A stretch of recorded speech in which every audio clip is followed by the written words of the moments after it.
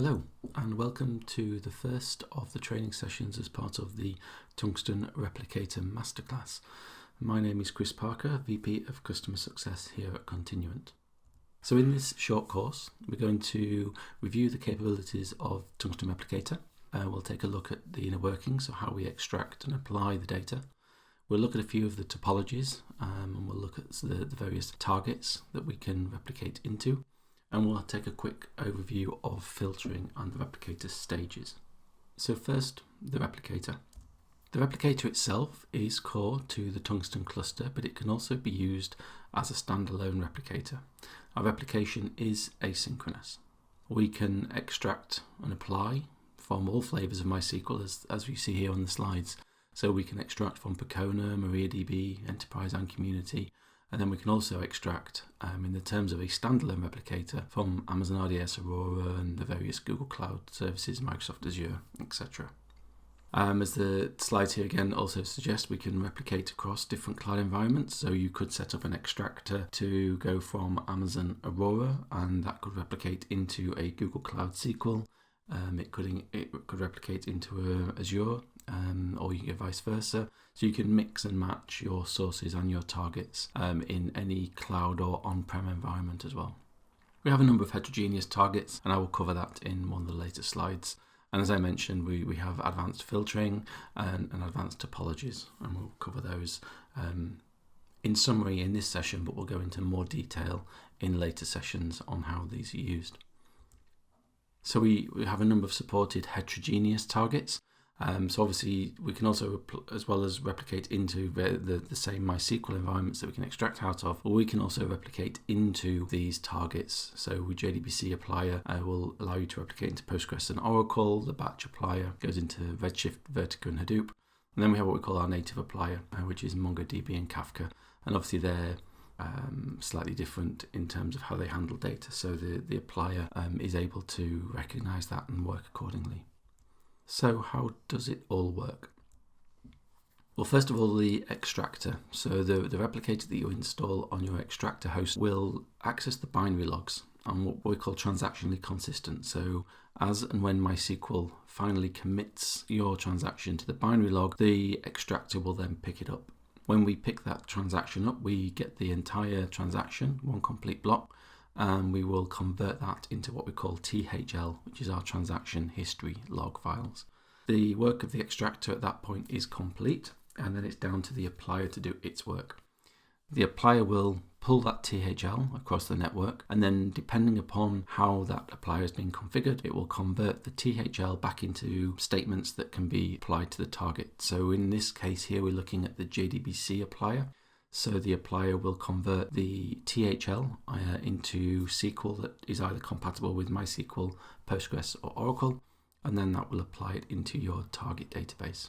Now in the case of extraction from RDS and what we call off-board extractors, and by that I mean where the extractor itself is not sitting on the same host as MySQL, the extractor will pull those binary logs across locally to process them. But with RDBMS environments like Azure and RDS, where we don't actually have physical access to the binary logs, then we're able to use the various function calls that are provided by the provider. So in the case of Amazon, we use the various calls to access the binary log information without having to have physical access to those binary logs. In terms of batch targets, the extraction process is exactly the same. We still create that THL.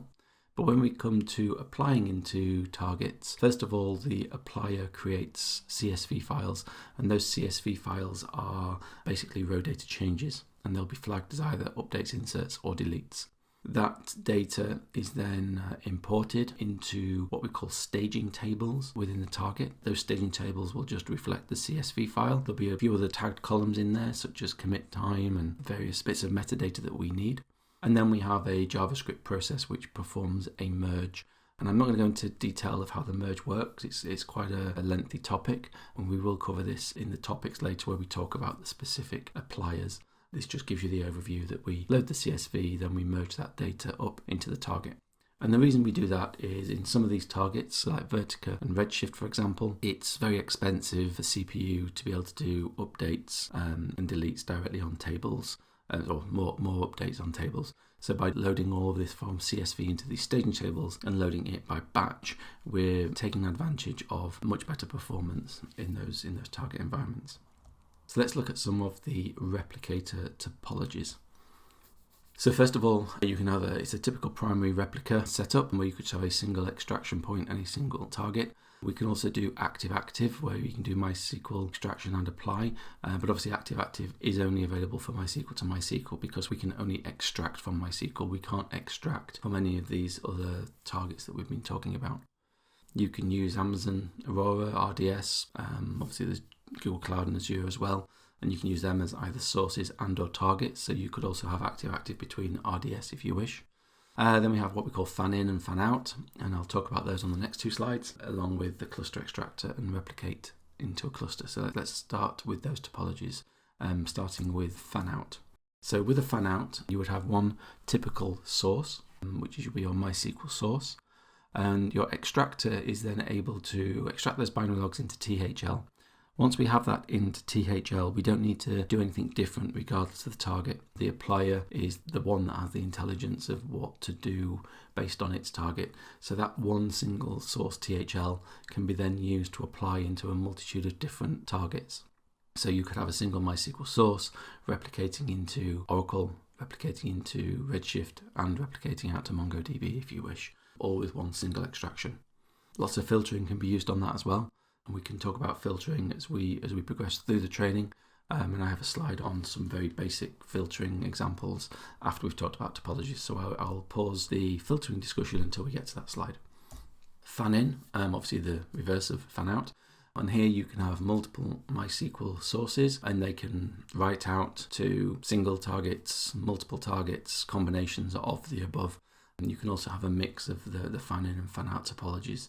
So it's quite powerful and it gives you a lot of flexibility, and this is all down to the fact that we're creating that THL, which gives us the full capability of being able to apply into the right type of target. Cluster extractor, so this is if you are running tungsten clustering and you have a cluster running, whether it be a standalone 3-node cluster, whether it's a more complex active-active cluster, you can configure a standalone replicator to replicate out of that cluster into one of these heterogeneous targets. So an example, you have a 3-node cluster which is serving your OLTP environment and your business is running from that as standard, but then you have some reporting requirements, but for reporting you want to take advantage of some of the features of the data warehousing type tools such as Redshift or maybe Vertica. So then you can have your data replicated from the cluster into those environments. The benefit here is the extractor from the cluster will be cluster aware. So if a primary node within your cluster fails and moves around, the replication will continue because it'll be able to see the full topology, and it will automatically reconnect and take the THL from any of the nodes that are providing it. Opposite of that is you replicate into a cluster, and again this could be you have your OLTP environment serving your business, but maybe your warehousing team, for example, uses a different database environment and you want to replicate subsets of data from there into your cluster. The standalone replicator can do that for you, so it can take a MySQL source from a different environment, replicate it. Works with filtering, so it could be just single schemas or single tables that you want to replicate, and we put that into the cluster, and again it's cluster aware. The replicator will apply via the Tungsten connector or proxy, so that if the primary node was to move or fail for any reason, the route in via the proxy will always ensure that that data flow will continue no matter what. So let's look at some filtering. So filtering is very, very powerful. The Tungsten Replicator is not an ETL tool by default, but it does have the ability to do some simple ETL type functions. So I've just listed some of the more common ones here. So filtering by schema and table. So if you're replicating out of a cluster, for example, you may only want to replicate certain tables, or you may only want to replicate certain schemas. And that can all be done by the replicate filter. We can also filter by data, and we can also filter by type. So we can only replicate certain statements. You may want to use it for auditing purposes, so you only want to replicate insert statements. There's lots of different scenarios and capabilities of those filters.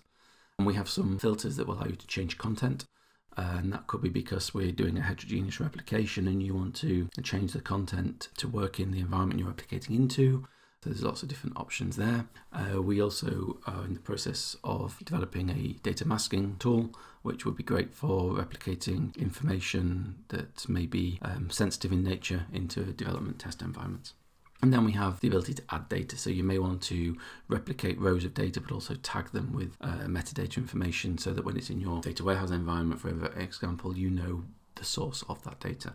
And there are lots more filters available as well. And we do have a training session covering that in a later session. And we also have lots of information about that on our website with all of the different filters that are available. So the replicator stages, it's important to understand how replicator stages work, and they enable the replicator to perform the way that it does. So the extractor itself will only have 2 stages, and these stages are what we call bin log to queue and queue to THL.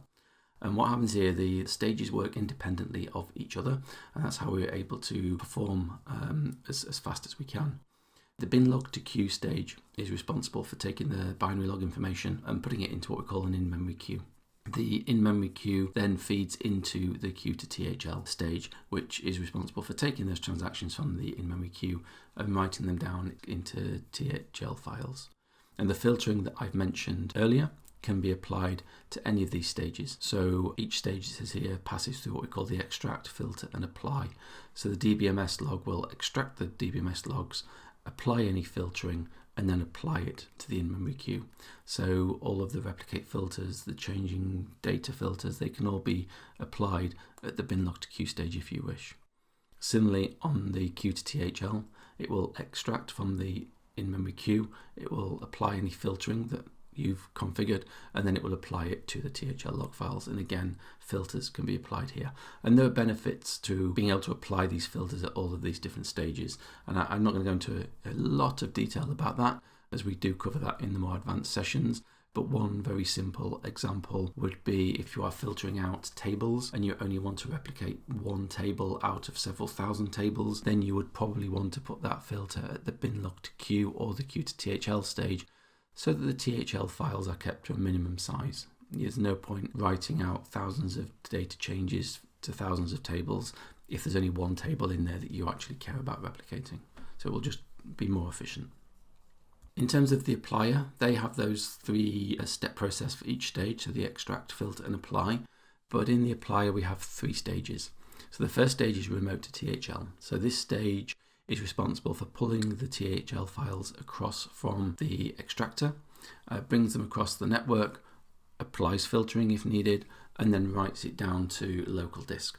The remote to THL process is the first stage of tuning that you may need to take note of. So if you see that the remote to THL stage is starting to get held up, it could be an indication of network latency. So when we start talking about monitoring and performance tuning in later sessions, I'll focus on this stage here, because this is the one area where you may notice latency if you don't have a great network set up between your extraction and apply. So the THL to queue is the next stage. This reads transactions from the THL files, so it does the extract from THL file, applies any filtering if necessary, and then applies it to an in-memory queue. From there we have queue to DBMS. Queue to DBMS will extract from the in-memory queue, be the last stage on the process of applying any filtering if necessary, and then it writes it to the target DBMS. This is obviously a JDBC applier flow. Queue to DBMS still exists in batch apply just for simplicity, but at this point it's actually more the generation of the CSV files and the applying of those into the staging tables. So in summary, this was a very high level session. I said on a lot of these slides, I'm not going to dig into detail here, and that is because a lot of these things are covered in greater detail in later training courses. But this just gives you the top level view of what Replicator is capable of and what's to come in the later training sessions as we progress through this masterclass. So we've looked at how the replicator works, the possible topologies, the fan-in, the fan-outs. We very briefly looked at the filtering capabilities, and we've had a bit of an overview of those replicator stages. And a lot of this will start to make more sense now, and it builds the foundation for the more advanced sessions. So I hope you found that useful. As I say, it was very high level, but do stick with us, and I look forward to speaking to you on our future training sessions. Thank you very much, and goodbye.